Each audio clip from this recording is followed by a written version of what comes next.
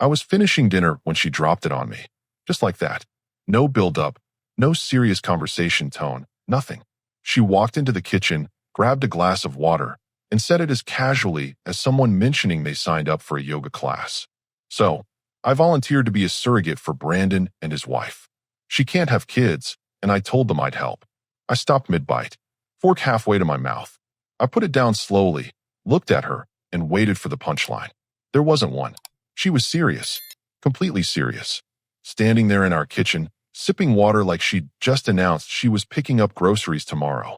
Brandon, her ex-boyfriend from college, the guy she dated for 3 years before we met, the guy whose wedding she attended 2 years ago and whose wife apparently can't conceive. And now my wife had volunteered her uterus for their family planning, without asking me, without even mentioning it beforehand. Wow, I said, keeping my voice steady. How incredibly generous of you. She smiled, actually smiled, like I'd just given her my blessing. I knew you'd understand. Brandon and his wife are going through so much. I just want to help them start a family. I nodded slowly, taking a long drink of my own water. My mind was already moving, calculating, processing what I'd just heard. She stood there waiting for me to say more, maybe expecting me to ask questions or express concern about the medical process or something. Instead, I asked, "When did you decide this?" "Oh, about 2 weeks ago. His wife reached out to me, and we met for coffee. She was so emotional, and I just felt like this was something I could do for them." 2 weeks. She'd been planning this for 2 weeks and was just now telling me. Not asking. Telling. Past tense. Decision made. That's quite a commitment, I said, my tone completely neutral. I know, but it's only 9 months. And they're covering all the medical expenses, obviously. The procedure is scheduled for next week. Next week. The timeline was already set. Appointments made. Plans finalized. All without a single conversation with her husband. I felt something shift inside me, something cold and clear. This wasn't a partnership anymore. This was someone making major life decisions and expecting me to just go along with it. Next week, I repeated. That's soon. Yeah, I'm excited. Nervous, but excited. Brandon's wife can't stop thanking me. It feels good to help people who want children so badly. I watched her face. She genuinely believed this was normal. That volunteering to carry her ex-boyfriend's baby was just a kind gesture between old friends. That her husband's opinion on the matter was optional at best. Well, I said, standing up and putting my plate in the sink. I'm glad you're helping them out. She hugged me. Actually hugged me, like I'd just supported her dream or something. I stood there, arms at my sides for a moment before loosely returning it. She pulled back, kissed my cheek, and went upstairs to take a shower. I stayed in the kitchen, staring at nothing. The sound of the water running upstairs felt distant. My phone was in my pocket. I pulled it out and opened my browser. Started searching. Divorce attorneys in the area. Family law specialists. Asset protection strategies. I had 7 days before her appointment. 7 days to get everything in order. She came down an hour later in her pajamas, settling onto the couch with her laptop. Probably Googling pregnancy tips or surrogate blogs or whatever. I sat in the chair across from her, scrolling through attorney websites, taking notes. You're quiet tonight, she said, not looking up from her screen. Just thinking, I replied. About the surrogacy? Yeah, about the surrogacy. She smiled again, that same oblivious smile. It's going to be fine. I promise it won't affect us. I nodded, didn't say anything, just went back to my phone. Found 3 attorneys with good reviews and availability this week. Sent inquiry emails to all of them. My wife was 10 feet away, planning to carry another man's child. And I was planning my exit. The difference was, she had no idea what was coming. I intended to keep it that way until the exact right moment. I'm heading to bed, she said around 10, closing her laptop. You coming? In a bit. Got some work stuff to finish. She kissed the top of my head and went upstairs. I heard the bedroom door close. I stayed up until midnight, reading about divorce procedures, asset freezing, and insurance policy modifications. By the time I went to bed, I had a clear plan. She was asleep, curled up on her side, completely at peace. I lay there in the dark, staring at the ceiling. 7 days. That's all I needed. She'd made her choice. Now I was making mine. And unlike her, I wasn't going to ask permission. The next morning, I had a consultation scheduled with an attorney named Mr. Carlson. Took a late start at work, told my boss I had a dentist appointment. My wife was still asleep when I left the house at 8:30. His office was downtown, third floor of an older building. No fancy reception area, just a waiting room with 4 chairs and outdated magazines. That was fine. I wasn't there for ambience. Mr. Carlson was in his 50s, gray hair, reading glasses on a chain. He shook my hand and gestured to a chair across from his desk. So, you mentioned on the phone this was time sensitive. My wife volunteered to be a surrogate for her ex-boyfriend and his wife. Without asking me, the procedure is scheduled for next week. He stopped writing and looked up. She's carrying her ex's biological child? That's correct. And you found out when? Last night. At dinner. She announced it like she was joining a book, like she was signing up for a pottery class. He leaned back in his chair, fingers steepled. Did she discuss this with you at any point before volunteering? No. She met with them 2 weeks ago and decided on her own. That's a significant unilateral decision. He pulled out a legal pad. Let's talk about your options. You want to file for divorce? Yes. Timeline. Before the procedure. I want everything filed, assets frozen, and her removed from my health insurance before she goes into that clinic. He nodded slowly. We can do that, but I need to be clear. This will move fast. You'll need to make decisions quickly and stick with them. No second guessing. I won't second guess. We spent the next 90 minutes going through everything. Joint bank accounts, the house we were renting, my 401k, her car that was under my name, health insurance through my employer. He took notes, asked questions, explained the process. By the time I left his office, I had a clear timeline. Papers would be ready by Friday. I'd serve them the day after her procedure. I went to work after that, sat at my desk, answered emails, attended a meeting about quarterly projections. Normal Tuesday stuff. My phone buzzed around 2 in the afternoon. Text from my wife. Just confirmed the appointment for Monday morning at 9. Brandon's wife is so grateful. Love you. I stared at that message for a solid minute. Love you. Like nothing was wrong. Like she hadn't just torpedoed our marriage without realizing it. I typed back, glad it's all set. That evening, she was in full planning mode. Had her laptop open on the dining table, scrolling through surrogacy forums and prenatal vitamin recommendations. I made myself a sandwich and sat across from her. Did you know the hormone shots start this weekend? She said, not looking up. To prepare for the embryo transfer. Brandon's dropping off the medication tomorrow. Brandon, coming to our house. To deliver fertility drugs. For the baby he was having with my wife's reproductive system. That's convenient, I said. Yeah, he offered. His wife is really nervous about the whole thing, so he's handling most of the logistics. I'm sure he is. She finally looked at me. You're being supportive, right? I mean, you seem fine with it. I told you last night, it's generous of you. She smiled, satisfied, and went back to her laptop. I finished my sandwich and went upstairs. Called Mr. Carlson from the bedroom with the door closed. I need to freeze the joint accounts, I said. Can we do that before Friday? I can file an emergency motion tomorrow morning. Judge Murphy usually grants them by end of day. What's the account balance? Around $48,000. Savings and checking combined. That'll definitely get frozen. She won't be able to access it once the order goes through. Good. And the insurance? I'll contact your HR department directly. They can process the removal as part of a qualifying life event. Should be effective by Monday. Monday, the day of her procedure. Perfect timing. Do it, I said. Thursday evening, Brandon showed up. I was in the living room when the doorbell rang. My wife practically ran to answer it. I stayed where I was, watching from the couch. He walked in carrying a small cooler bag. Tall guy, athletic build, friendly smile. He saw me and waved. Hey man, thanks for being cool about all this. Cool about it. Like I had a choice in the matter. No problem, I said. My wife led him to the kitchen. I could hear them talking, her laughing at something he said. They were in there for maybe 10 minutes. When he left, she was holding the cooler bag like it contained treasure. Got the medication, she announced. First injection is Saturday morning. Exciting, I said, my voice flat. She didn't notice. Too focused on her surrogacy journey. Friday afternoon, Mr. Carlson called. Papers are ready.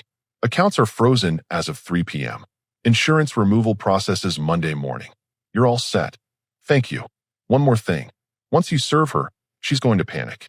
Probably call you nonstop. Don't answer. Let everything go through attorneys. Understand. Understood. That weekend was surreal. Saturday morning, She gave herself the first hormone injection in our bathroom. Came out looking proud of herself. Sunday, she did the second one. Kept talking about how Monday was the big day, how nervous she was, how grateful Brandon's wife had been on the phone. I nodded along. Made coffee. Watched football. Acted like everything was normal. Inside, I was counting down. 24 hours. Then 18. Then 12. Monday morning, she woke up early. 6 a.m. I heard her in the bathroom, getting ready. She came out dressed in comfortable clothes, hair in a ponytail. I'm heading to the clinic, she said. Should be done by 11. Brandon and his wife are meeting me there. Hope it goes well, I said. She kissed me goodbye. Actually kissed me, then grabbed her purse and left. I listened to her car start, back out of the driveway, disappear down the street. I got up, made breakfast, and went to work. My phone was on silent. I knew what was coming. Around 1 in the afternoon, Mr. Carlson texted, "Insurance removal confirmed. She'll find out when she tries to use it." I texted back, "Perfect." 3 hours later, my phone started vibrating. 8 missed calls from my wife. 12 text messages. I didn't read them. Didn't listen to the voicemails. Just let it ring and buzz and light up on my desk while I finished my reports. At 5, I drove home. Her car was in the driveway. The front door was unlocked. I walked in, and there she was, standing in the kitchen, holding papers in her hand. Divorce papers. Her face was blotchy, eyes red from crying. She looked at me like I was a stranger. "What is this?" I set my keys on the counter and looked at her. She was shaking, holding those papers like they might combust in her hands. Her phone was on the kitchen table, screen cracked from what looked like she'd thrown it. "What is this?" she repeated, her voice cracking. I walked past her to the fridge, pulled out a beer, and cracked it open. Took a long drink before I answered. "Those are divorce papers." I figured the title was pretty self-explanatory. "You can't be serious. This is a joke, right? Some kind of sick joke because you're mad about the surrogacy?" I leaned against the counter, completely calm. "I'm not joking. I'm divorcing you." "Why? Because I'm helping Brandon and his wife? That's insane." "No," I said, taking another sip.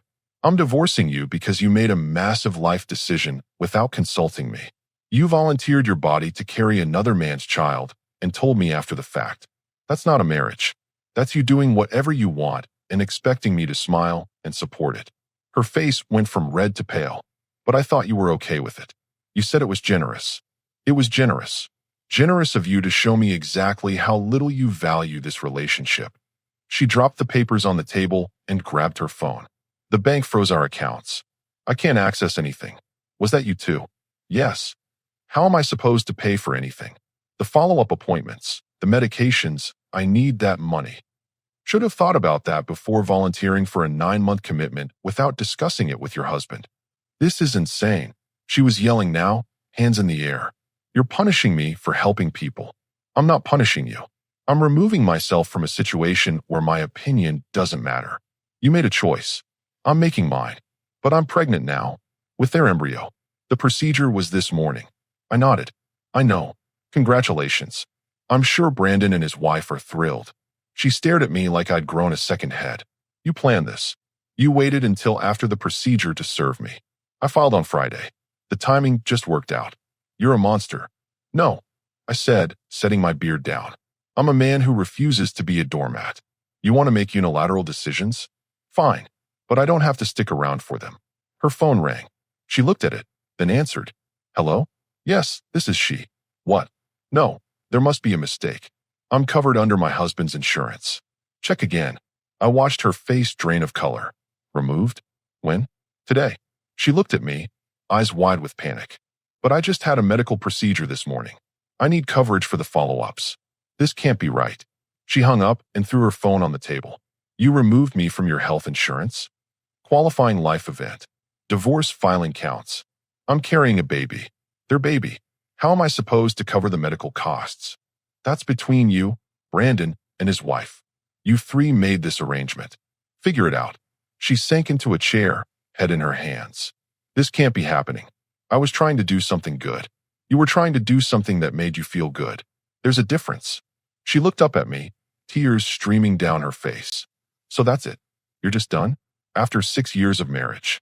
You were done the moment you decided carrying your ex's baby was more important than discussing it with me first." It's not his baby biologically from me. It's his wife's egg. Doesn't matter whose egg it is. You're the one carrying it. In your body. For 9 months. And you decided that without me. She wiped her face with her sleeve. I didn't think it was that big of a deal.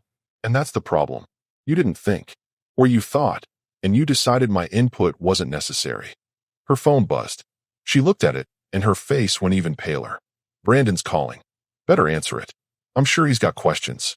She answered, putting it on speaker without thinking. Brandon's voice filled the kitchen. Hey, so my wife just got a call from the clinic about insurance issues. They're saying your coverage was terminated today. What's going on? My wife looked at me, silent pleading in her eyes. I said nothing. There's been a situation, she said finally. My husband filed for divorce. Silence on the other end. Then, wait, what? Today? The same day as the procedure? Apparently, he filed Friday. More silence. Then a woman's voice in the background. Brandon's wife. Is she serious? She's getting divorced right now? Brandon, we can't deal with this kind of drama. Look, Brandon said, his tone shifting from concern to annoyed. We need to know you can handle this. The medical expenses are significant, and if you don't have insurance. I'll figure it out, my wife interrupted. You need to figure it out fast. My wife is already stressed enough. We didn't sign up for this kind of complication. He hung up. My wife sat there, staring at her phone. They're mad at me, she whispered. Brandon's mad at me. Imagine that, I said. Turns out when you create chaos, people get upset. She looked up at me with something between rage and desperation. You did this on purpose. You destroyed everything on purpose. No, you destroyed it when you made a choice that should have been a conversation. I just responded accordingly. Where am I supposed to go? This is our house. It's a rental. Under my name. Lease is up in 3 months. You've got time to find a place. With what money? You froze everything. You'll get your share when the divorce is finalized. Until then, I suggest you call your parents. Or Brandon, since you're all so close now. She stood up, grabbing the divorce papers. I'm calling a lawyer. You can't do this. Already done. Check page 7. Your first court date is in 3 weeks. She flipped through the pages, hands shaking. Found the date. Look back at me. I hate you. You're entitled to feel however you want. Doesn't change anything. She grabbed her phone and stormed upstairs. I heard the bedroom door slam. 30 seconds later, I heard her on the phone, voice muffled but clearly crying. I finished my beer, rinsed the bottle, and tossed it in the recycling. Went to the living room and turned on the television. Baseball game was on. I sat down and watched, volume low. Upstairs, my wife was having a breakdown. Downstairs, I was watching the 7th inning stretch. She made her choice. I made mine. And unlike her, I wasn't asking for permission or expecting sympathy. I was just done. The next morning, I woke up to an empty bed. She'd slept in the guest room. Fine by me. I got ready for work like any other day. Showered, dressed, made coffee. She came downstairs right as I was heading out the door. She looked terrible. Eyes swollen. Hair a mess, still wearing yesterday's clothes. We need to talk, she said. Talk to your attorney. Mine is Mr. Carlson. His number's on the paperwork. Please. Just 5 minutes. I checked my watch. You've got 3. She took a breath, steadying herself. I spoke with a lawyer last night. She said you can't just cut me off financially. We're still married. The accounts are frozen pending divorce proceedings. Standard procedure. Your lawyer should have told you that. She did. She also said this whole thing makes you look vindictive. A judge won't like it. A judge will see that you made a major decision without spousal consultation, and I responded by protecting my assets. I'm fine with how that looks. I need money for the medical appointments. The clinic wants payment up front for the next visit. Call Brandon. It's his baby. It's not that simple. They covered the procedure, but the ongoing care was supposed to go through my insurance. That was part of the agreement. Sounds like you 3 need to renegotiate your agreement. Her voice cracked. You're really not going to help me at all. Help you carry another man's child? No, I'm not. It's not about the baby. It's about me. Your wife. Soon-to-be ex-wife. And you stopped being someone I'd help the moment you decided my opinion didn't matter. She wiped her eyes. My mom wants to talk to you. No. She thinks you're overreacting. I don't care what your mom thinks. My dad said you're throwing away a good marriage over pride. I picked up my keys. Your 3 minutes are up. I'm going to work. Everyone thinks you're being unreasonable. I stopped at the door and turned back. Everyone? You mean the people you told your version of the story to? The version where you're the generous soul helping infertile couples, and I'm the villain who can't handle it. That's not what I said. Did you tell them you never asked me? That you volunteered your uterus to your ex-boyfriend without a single conversation with your husband? She looked away. That's what I thought. Tell your parents the whole story. Then ask them if I'm overreacting. I left. Got to work by 7:30. My phone started ringing around 9. Her mom. I declined the call. Then her dad. Declined. Then a number I didn't recognize. Declined that too. Sent everything to voicemail and focused on my job. Lunchtime, Mr. Carlson called. Her attorney reached out. Woman named Mrs. Sheffield. She wants to negotiate a temporary support arrangement. No. She claims your wife needs financial assistance for medical expenses related to the surrogacy. Not my problem. That's what I told her. She didn't take it well. Says you're being cruel to a pregnant woman. She's pregnant by choice. A choice she made without consulting me. Sheffield can argue whatever she wants. I'm not budging. Understood. Just wanted to keep you informed. Also, your wife posted something on social media. You might want to see it.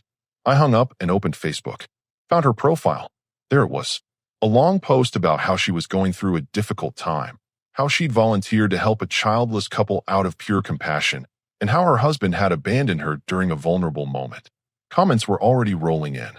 Friends offering support, calling me heartless, saying she deserved better. I screenshotted and sent it to Mr. Carlson with a message. Is this going to be a problem?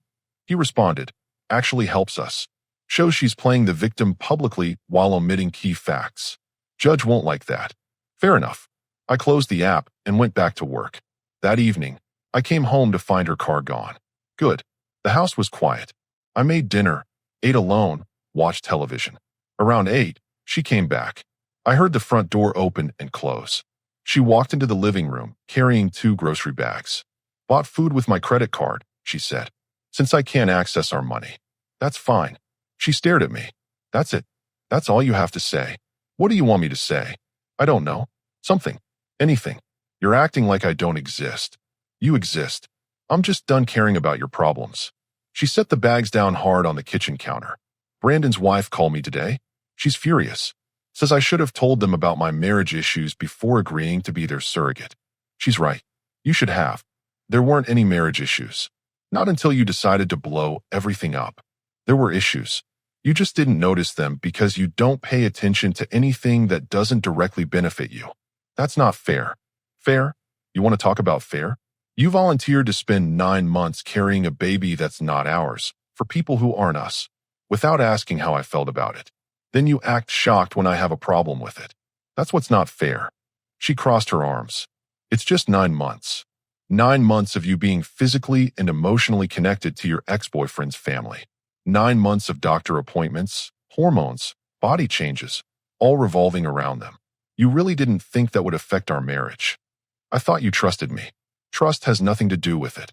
You made a commitment to another family without committing to a conversation with me first. That tells me exactly where your priorities are.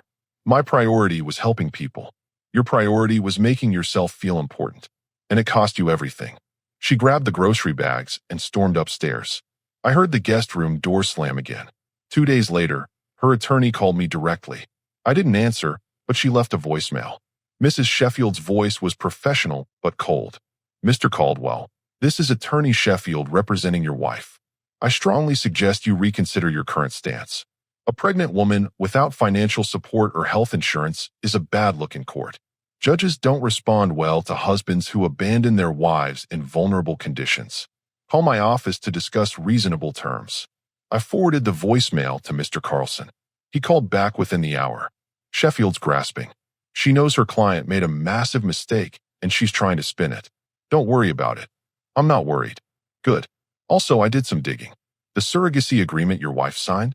It's not legally binding without spousal consent in this state, meaning the whole arrangement could be challenged. What does that mean practically? It means Brandon and his wife are on shaky legal ground. If your wife wanted to back out, they'd have a hard time enforcing anything. But that's not our concern. Just thought you should know. Interesting. I filed that information away. The weekend came. Saturday morning, I was making breakfast when she appeared in the kitchen doorway.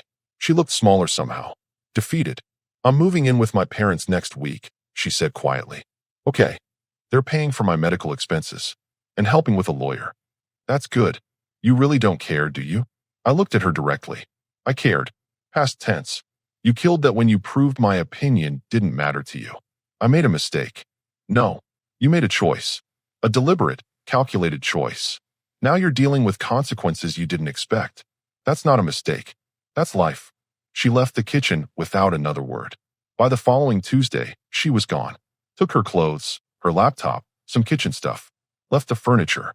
I came home to a half-empty house and felt nothing but relief. That evening, my phone rang. Unknown number. I almost didn't answer, but something made me pick up. Is this Mr. Caldwell? A man's voice. Not Brandon. Who's asking? This is Attorney Brennan. I represent Brandon and his wife Hargrove. We need to discuss the situation with your wife. I don't have a wife anymore. I have a soon-to-be ex-wife. And whatever situation you're referring to is between your clients and her.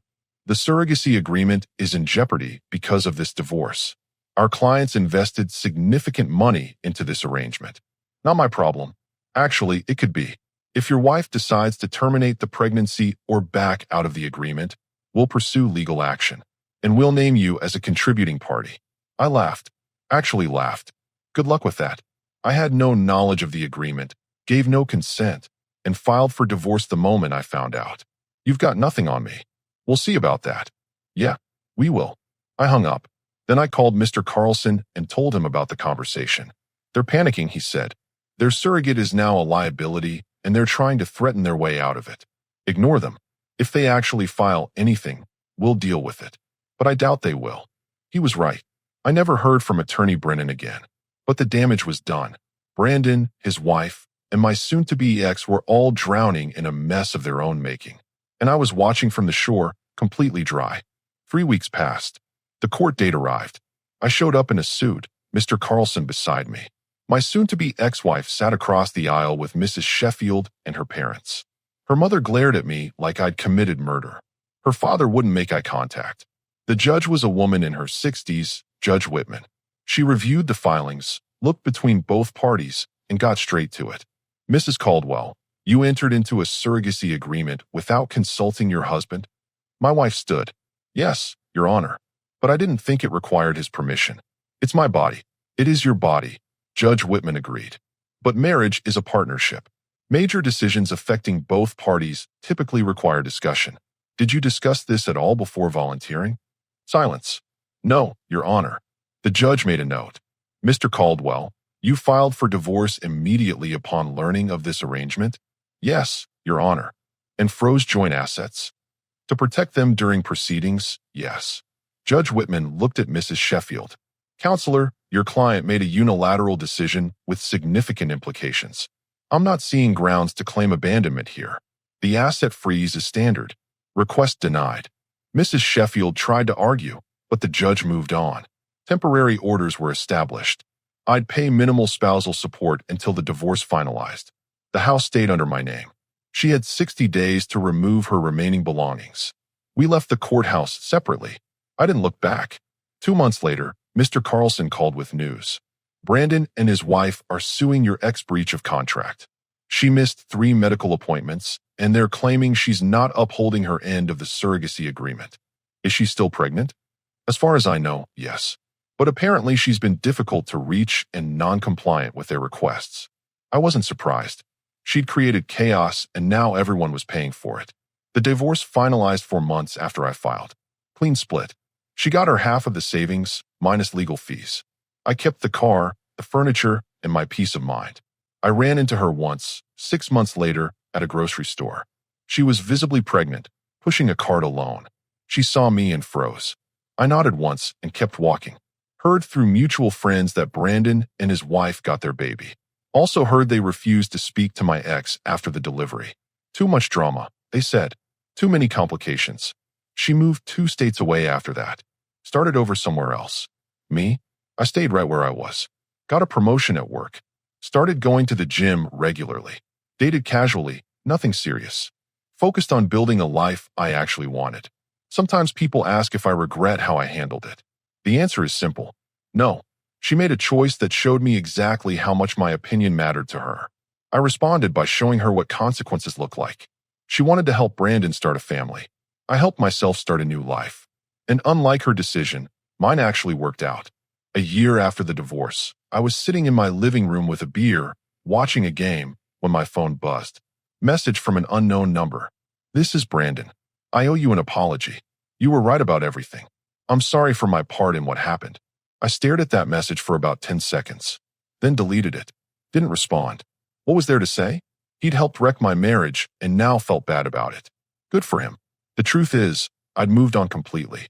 New apartment, better job, started seeing someone casually who actually communicated like an adult.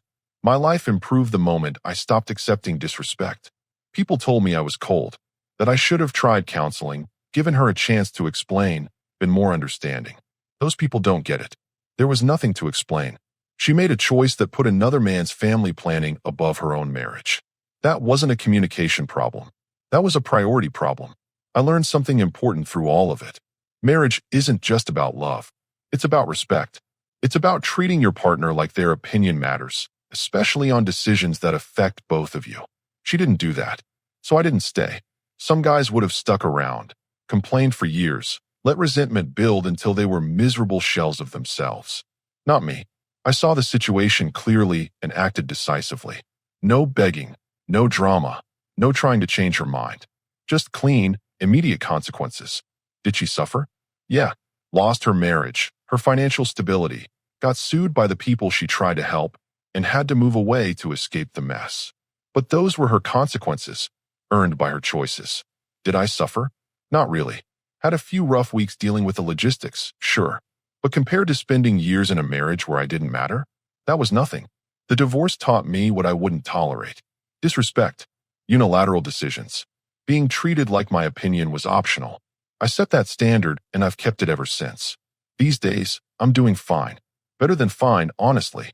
I've got my own place, money in the bank, and relationships with people who actually value my input. I look back at that dinner when she announced the surrogacy, and I'm grateful. Not for what she did, but for showing me exactly who she was before I wasted more years finding out. She wanted to help Brandon and his wife start a family. Mission accomplished, I guess. Meanwhile, I helped myself start a better life. One where being a doormat wasn't part of the deal. And that's the real lesson here.